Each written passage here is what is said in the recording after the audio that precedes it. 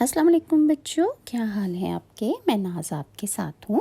میں نے اپنی پریویس ویڈیو میں آپ کو بتایا کہ کس طرح اہل کوفہ کے 18,000 لوگوں نے مسلم بن عقیل جو حضرت امام حسین کے چچا زاد بھائی تھے، ان کے ہاتھ پر بیعت کر کے آپ کو بتحاشا خطوط لکھے کہ آپ کوفہ میں آ جائیں تو وہ آپ کا ساتھ دیں گے اور یزید کی بیعت قبول نہیں کریں گے، بلکہ امام حسین کے ہاتھ پر انہوں نے بیعت کر لی تھی۔ حضرت امام حسین ان کی باتوں میں آ کے انہوں نے سفر کوفہ جو تھا وہ کیا، اور جب وہ وہاں پر پہنچے تو وہ لوگ اہل کوفہ یزید کی فوج اور اس کے لشکر سے ڈر کر پیچھے ہٹتے گئے اور آہستہ آہستہ سب نے آپ کا ساتھ چھوڑ دیا۔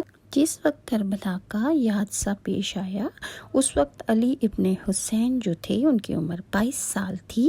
یہ شرمناک واقعہ انہوں نے اپنی آنکھوں کے سامنے دیکھا، جس میں یزید کی فوج نے آپ کے پدر بزرگوار امام حسین کو 72 جانصاروں کے ساتھ کربلا کی تپتی ریت پر 3 دن کا بھوکا پیاسا 10 محرم 61 ہجری کو شہید کر دیا۔ علامہ حجر مکی نے لکھا ہے کہ آپ 2 محرم کو اپنے والد محترم کے ساتھ کربلا میں پہنچ کر سخت بیمار ہو گئے۔ ان کی بیماری کی وجہ یہ تھی کہ آپ نے ایک آہنی زرہ پہنی جس کے دامن اتنے لمبے تھے کہ آپ کے پر چستنائی آپ کو پوری نہ تھی، جس کی زرہ کو چھوٹا کرنے کے لیے پاؤں سے دبا کر آپ نے پھاڑنا شروع کر دیا۔ زنگ آلود زرہ کے دونوں طرف پھٹ گئی، مگر اس زور آزمائی سے جسم میں بہت سی خراشیں آ گئیں، جس میں زنگ کے اثر سے آپ کو بخار ہونے لگا، اور بخار اتنی شدت اختیار کر گیا کہ 7ویں محرم کے بعد امام حسین پر یزید کے لشکریوں نے پانی بند کر دیا۔ عاشورہ کے روز آپ پر مرض کا انتہائی غلبہ تھا، بار بار بے ہوش ہو جاتے۔ عاشورہ کی صبح کو یزید کی فوج نے امام حسین ان کے ساتھیوں پر چڑھائی کر دی تو امام کو حملہ آوری سے دفاعی جنگ کرنا پڑی۔ اس جنگ میں حضرت امام حسین کے تمام انصار اور رشتہ دار کام آئے، یہاں تک کہ 6 مہینے کے شیخوار بچے علی اصغر کو بھی ان ظالموں نے شہید کر دیا۔ لیکن علی ابن حسین کوئی مرض جو تھی اور غشی کی کیفیت ان پر اتنی طاری تھی کہ جب امام حسین میدان جنگ میں تنہا رہ گئے تو رخصت ہونے کے لیے بیمار کربلا میں خیمے میں تشریف لائے تو آپ اپنے والد محترم کو ایک نظر نہ پہچان سکے، کیونکہ زخموں کی کثرت اور غموں کی شدت نے امام حسین کے پاک جسم میں تبدیلی پیدا کر دی تھی۔ بوڑھے باپ کو اس حالت میں دیکھ کر نوجوان بیٹے پر جو کیا گزری ہوگی بیان سے باہر ہے۔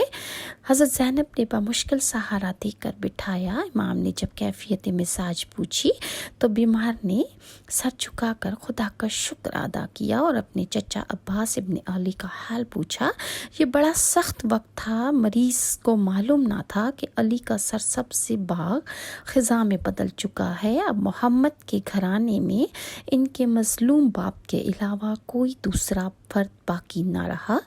جناب زینب کا دل اس سوال سے قابو میں نہ رہا، آنکھوں میں آنسو بھر آئے اور اپنے بھائی کی طرف دیکھنے لگ پڑیں۔ امام حسین نے فرمایا، بیٹا تمہارے چچا نہر فرات کے کنارے شہید کر دیے گئے ہیں۔ علی بن الحسین یہ سن کر اس قدر روئے کہ روتے روتے بے ہوش ہو گئے۔ پھر کافی دیر بعد ہوش میں آئے تو باقی عزیز و اقارب اور جانصاروں کا حال پوچھا اور ان کی شہادت کا ذکر سن کر ایک دفعہ پھر بے ہوش ہو گئے۔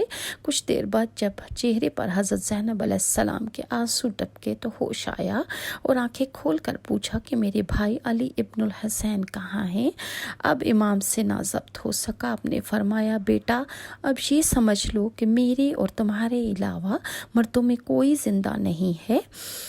یہ لرزہ خیز کلام سن کر بیمار سمجھ گئے کہ جنگ شروع ہو کر ختم ہو چکی ہے اور والد بزرگوار جو ہیں وہ تشریف لے جا رہے ہیں، اور حضرت امام زین العابدین نے حضرت زینب سے مخاطب ہو کر فرمایا، پھوپھی جان میری تلوار اور عصا مجھے دیجیے تاکہ میں بھی میدان جنگ میں جا کر اپنا فرض ادا کروں۔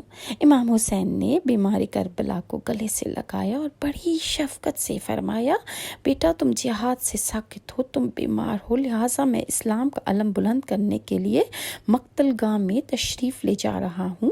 میرے بعد تم ہی جانشین ہوگے اور لاوارث بچوں اور بے آسرا عورتوں کے وارث ہو۔ میں تمہیں صبر و حلم اور تقوی کی وصیت کرتا ہوں۔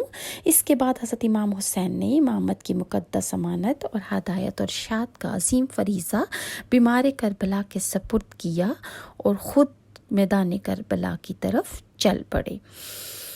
حضرت امام حسین نے بآواز بلند فرمایا، کوئی ہے جو ہماری مدد کرے، کوئی ہے جو ہماری فریاد کو پہنچ جائے۔ یہ آواز کربلا کے خونریز میدان میں گونجی اور اہل بیت کے خیموں سے ٹکرائی۔ میدان کربلا میں یکا یک گونج چونک پڑے اور لبیک یا ابن رسول، اے فرزند رسول میں حاضر ہوں کہتے ہوئے بستر علالت سے اٹھ کھڑے ہوئے، کانپتے ہوئے ہاتھ میں تلوار پکڑی اور لڑکھڑاتے قدموں سے میدان جنگ کا قصد کیا۔ کلثوم یہ دیکھتے دوڑیں اور فرمایا، میرے لال واپس آ جاؤ۔ آپ نے فرمایا، پھوپھی جان اب مجھے نہ روکیں، کیا آپ بھی بابا جان کی آواز نہیں آپ نے سنی؟ مجھے نواسہ رسول کی حمایت میں جانے دیجیے۔ اتنے میں امام حسین مڑ کر خیمہ کی طرف دیکھا اور پکار کر کہا، اے کلثوم روک لو اور میدان میں اسے نہ آنے دینا۔ پدر بزرگ گوار کا یہ حکم سن کر سید سجاد مجبور ہو گئے اور بستر علالت کے قریب آئے اور اب کی دفعہ ایسے بے ہوش ہوئے کہ پھر قتل حسین کربلا کی آواز پر بھی ہوش میں نہ آئے۔ امام سجاد شہادت پدر کی بعد جو ہے وہ ہوش میں آئے۔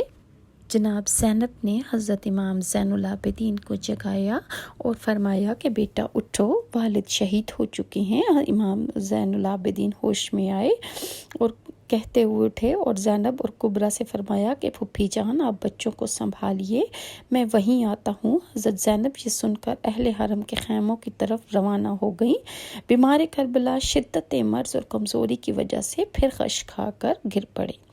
ادھر مقتل گاہ میں امام حسین کا لاشا گھوڑوں کی ٹاپوں سے پامال کرنے جانے لگے اور ادھر فوج یزید شمر مردود کی قیادت میں اہل بیت محمد کو لوٹنے کے لیے خیموں میں گھس آئی اور پردہ نشی خواتین کے سروں سے چادریں اور بچوں کے کانوں سے گوشوارے تک اتار لیے، جس سے کئی بچوں کے کان لہو لہان ہو گئے۔